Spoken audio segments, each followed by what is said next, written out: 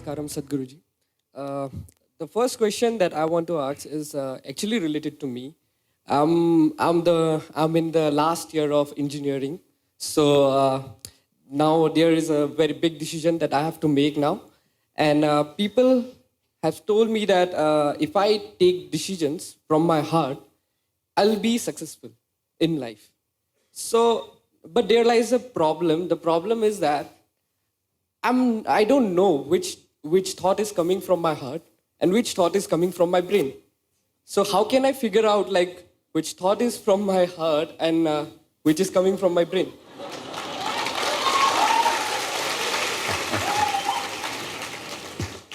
The heart makes only two sounds, lub-dub.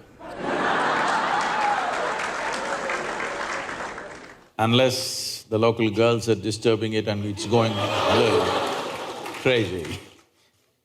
Otherwise it makes only two sounds. Rest of the noise is all coming from your head.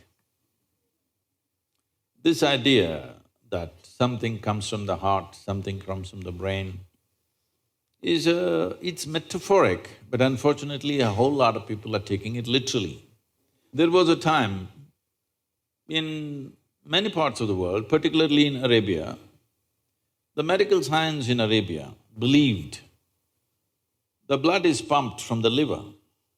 You might have heard Urdu sayings about Kalija, have you? Because they believed blood is being pumped from the liver, because liver is a far more complicated organ than the heart. Heart is a simple pump. So do not give it any more responsibilities other than continuously pumping the blood and keeping you alive, unless somebody here breaks it. So, about the last year of engineering, I want you to change that language because this happened. Can I tell you a joke? It's okay? Yeah. You're pretty serious about this, that's why I'm asking. This happened. A very celebrated scientist was at a dinner and he was not grandly dressed or anything, he was looking very ordinary. So the lady who was,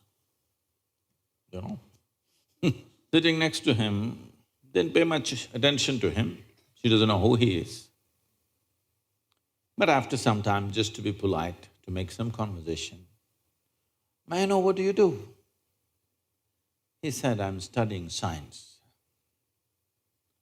She said, "Oh, I finished that in my 10th class."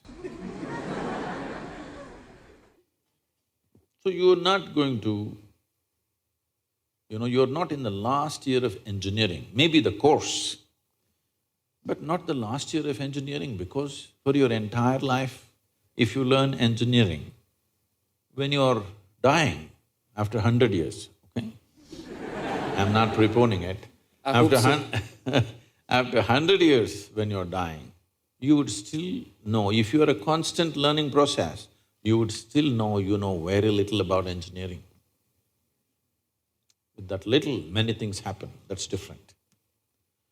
So don't be in the last year of engineering. I know the program may be closing, but not the last year of engineering, okay? So, essentially engineering means to have things the way we want. Yes? When we say this building is well engineered, I'm not saying that.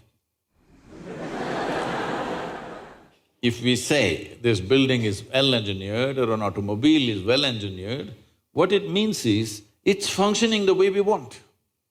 Yes? Of all the pieces of engineering on this planet, of many pieces of engineering, a tree is a fantastic engineering, even a mountain is fantastic engineering, because it stood there for 1,000,000 years, that means it must be good engineering, isn't it? Yes? Something that stands there for 1,000,000 years must be well engineered. Of all this, the most sophisticated piece of engineering is human mechanism, isn't it so? Hello? Most sophisticated of all the pieces of engineering. Now, because it's a sophisticated piece of engineering, It needs a certain level of attention, otherwise you don't figure it.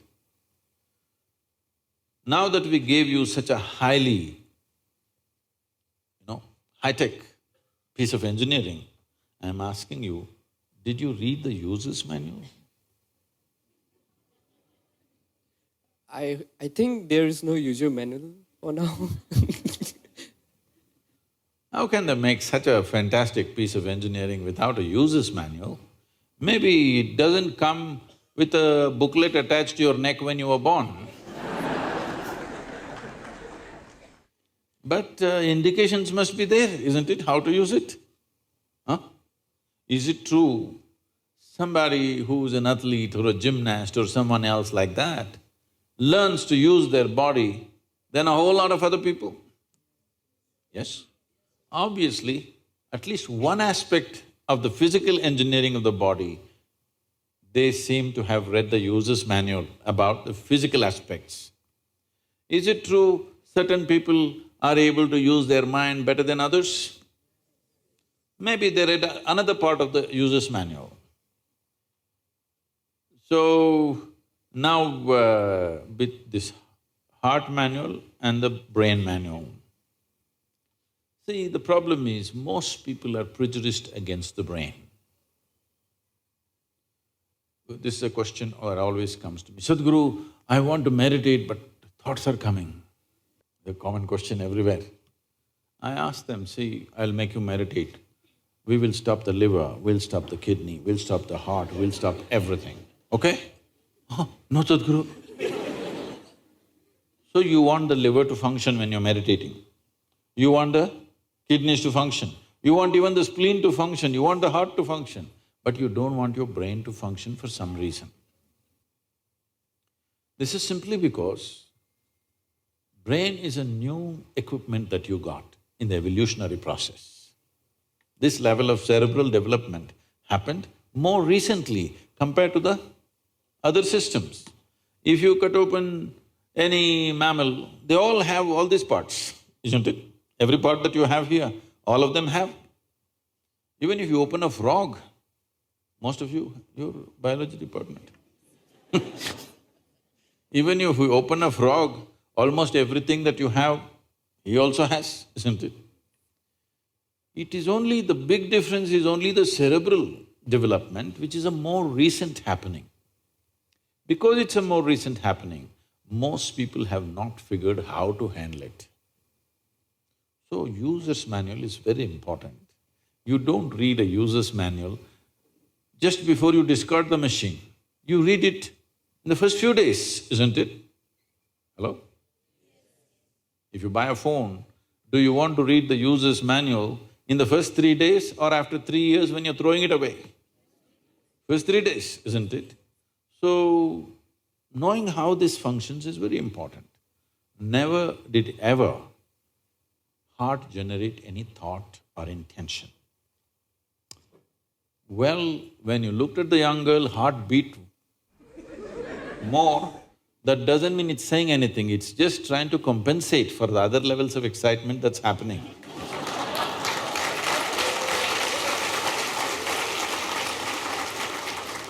The heart is not trying to say anything, it is only compensating, you need more blood, so it's pumping little harder. That'll happen even if you run up the staircase. Yes? What happens to you little panting when you fall in love also happens physiologically when you run up a staircase, yes or no? Fear also does that to a whole lot of people. So, heart is not trying to say anything, it is just trying to make sure every part of the body gets the nourishment of blood flow. So, it's your brain speaking in different tongues. What's your native language? What's your mother tongue? Assamese.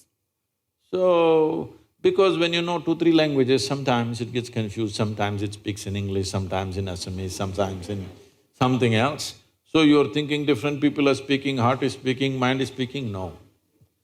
There is thought and there is emotion. People think these two things are saying different things. They're not saying different things. The way you think is the way you emote, isn't it so? Right now, if I think, oh, she's the most wonderful person on the planet. I just have to think. Then my emotions become sweet towards her. Now I think she's the most horrible creature on the planet. Now my emotions become nasty. Yes or no? I cannot think she's horrible and have sweet emotions. I cannot think she's wonderful and have nasty emotions, isn't it so? But today I thought she's the most wonderful person and my sweetness was flowing. Suddenly she did something tomorrow that I don't like. I think she's horrible. Thought is agile, it changes direction just like that. Emotion is little sappy. It takes time to turn around. So that period you struggle as if there are two dimensions of thing happening. Because thought is saying one thing, emotion is still going sweet because it takes time to become nasty. Everybody struggles, but it catches up or no after some time? Hello? Today you thought she's wonderful, sweetness was flowing. Tomorrow she did something you don't like, you thought she's horrible. The thought is clearly saying she's horrible, but emotions are struggling because they can't turn quickly. They take time to turn. But after a week or 10 days or 2 months, depending on how deeply you're engaged, after some time, emotion catches up with the thought. Emotion also says, yes, she's horrible, so let's be nasty to her. So they're not speaking different languages. One is agile, another is little slow in its corners. So it looks like they're speaking different languages. When it comes to what you want to do, you must think clearly, it's very important. Thinking clearly means, the question is not about what will get me this, what will get me that. Is your life precious to you? All of you, I'm asking. Your life, is it precious to you? Yes. So before you invest this life into something, you must look whether today if I invest my life into this, after 25 years, will it still mean a lot to me? After 50 years, will it still mean a lot to me? At the end of my life, if you turn back and look, will I be proud of this or will I be ashamed of what I'm doing right now? Doesn't matter what other people say. But you should not do anything that you will feel ashamed of, isn't it so? Huh? It doesn't matter, people say so many things. Everybody has an opinion, it's their business. But you don't do something that you will feel ashamed of, isn't it? Then you're turning against yourself. Somebody turns against you, you can leave them and go somewhere else. If you turn against yourself, you'll have to live with it forever. So this is all you have to look at it. Something will get you money, something will get you comfort, that's not the point. What you choose to do, will it give you a life? When I say give you a life, are you just trying to make a living or are you trying to make a life out of this? This is important. Making a living is not an issue. A worm, an insect, a bird, an animal, all of them are making their life, making a living, isn't it so? They're even making a life out of it, but definitely they're making a living. So making a living with such a big brain is not an issue. Earning your food is not an issue, making a living is not an issue. Only problem is you want to live like somebody else, that's an endless problem. I want to live is not a problem. I want to live like you, this is a problem.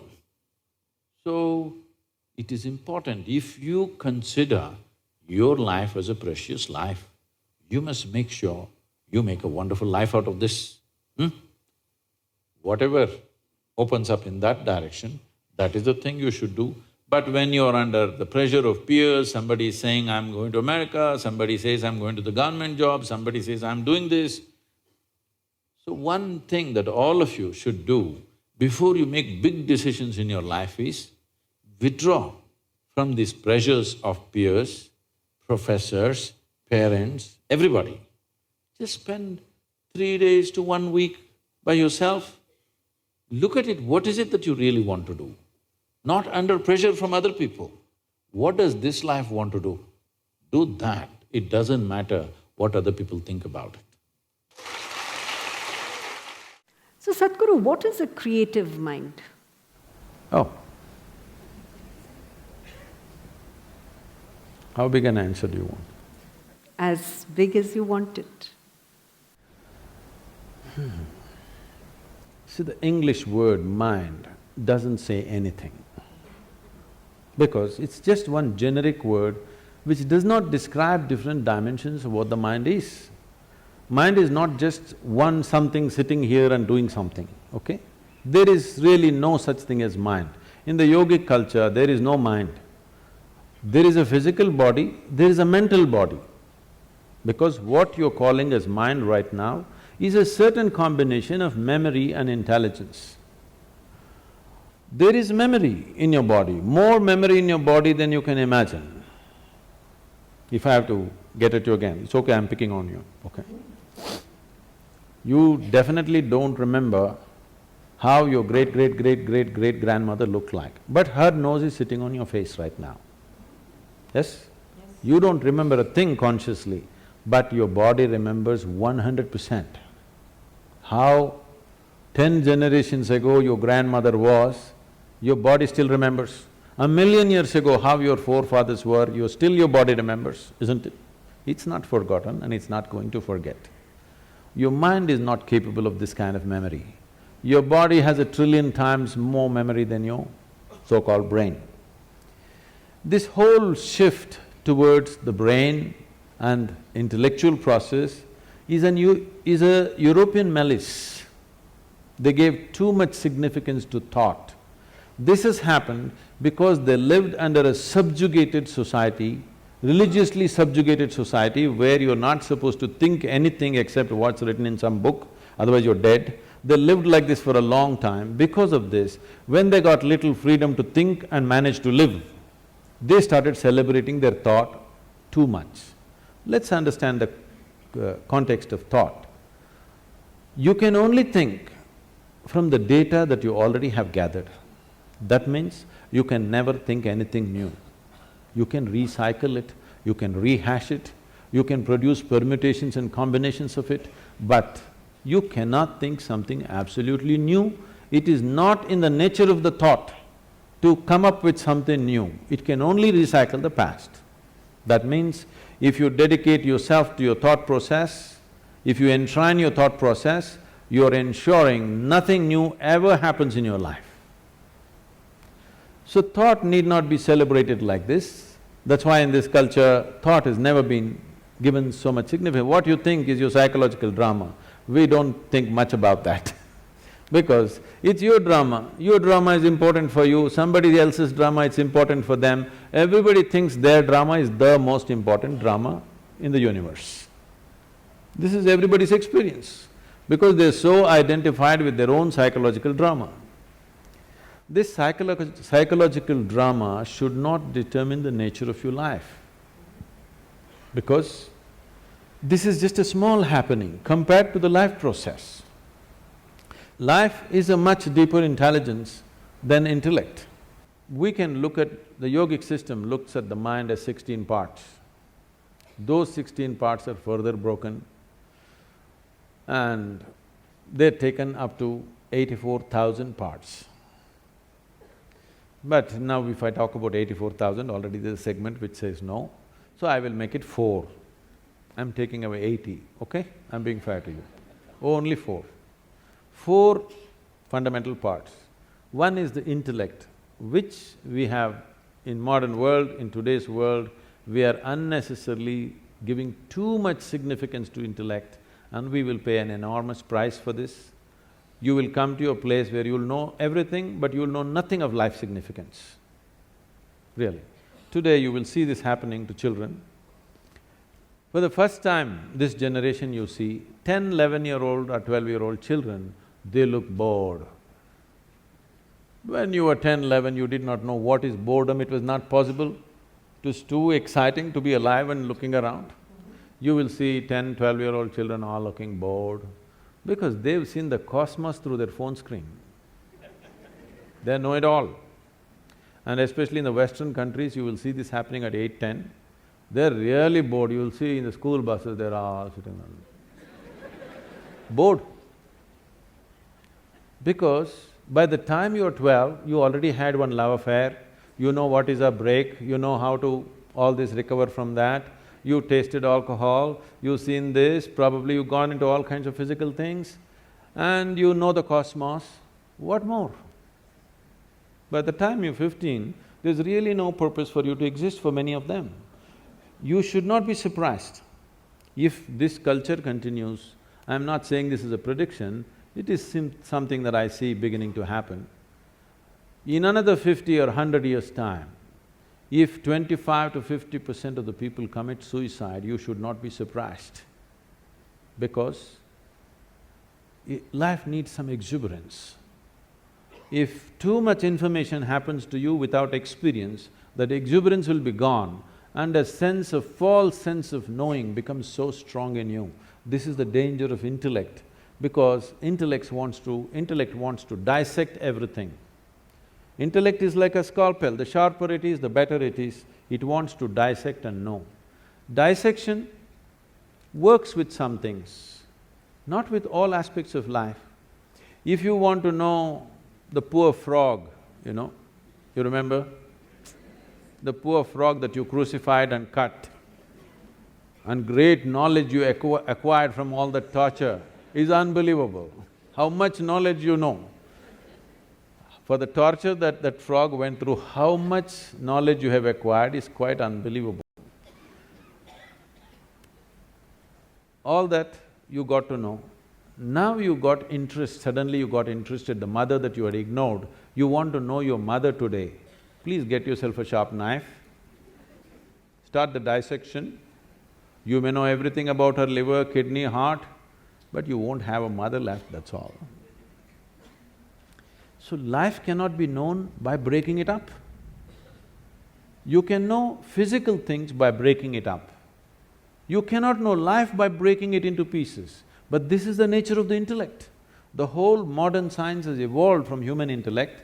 Because it's produced technological benefits, you can't argue against it, because people, Yeah. they think they're scientists, they know nothing about science. They're just enjoying their iPhone. They think they're scientists because they can do this. No, technology is fine, it's brought much comfort and convenience, but it will not bring life to us. So intellect is like this. Intellect will be useful only depending upon what it is identified with and what is held, what holds this, how steadily. So the next dimension of the mind, the first one is called as buddhi, which is the intellect, the second one is called as ahankara. Ahankara does not mean ego, this, that, it means the identity. Whatever you identified with, your intellect functions only around that. Simple, if you just identify with a nation, if you say, I'm an Indian, everything Indian looks beautiful.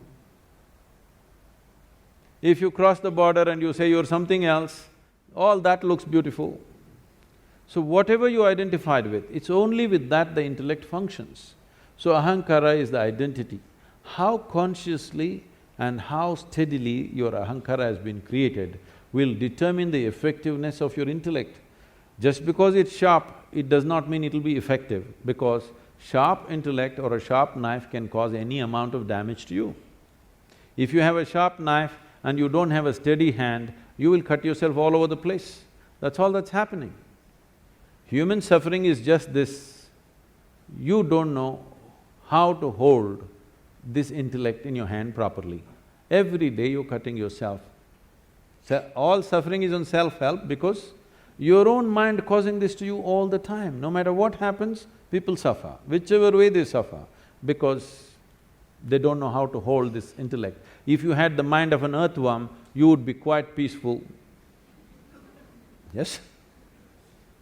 You're trying to do it in so many ways to reduce the sharpness of the intellect by drink, by drug, by overeating, by doing all kinds of things somehow to take away the sharpness because the damn thing hurts. It hurts not because that's its nature, it hurts because you do not know how to hold it. The next dimension of the mind is called as manas, which is a huge volume of memory. It is not here or there, entire body carries memory.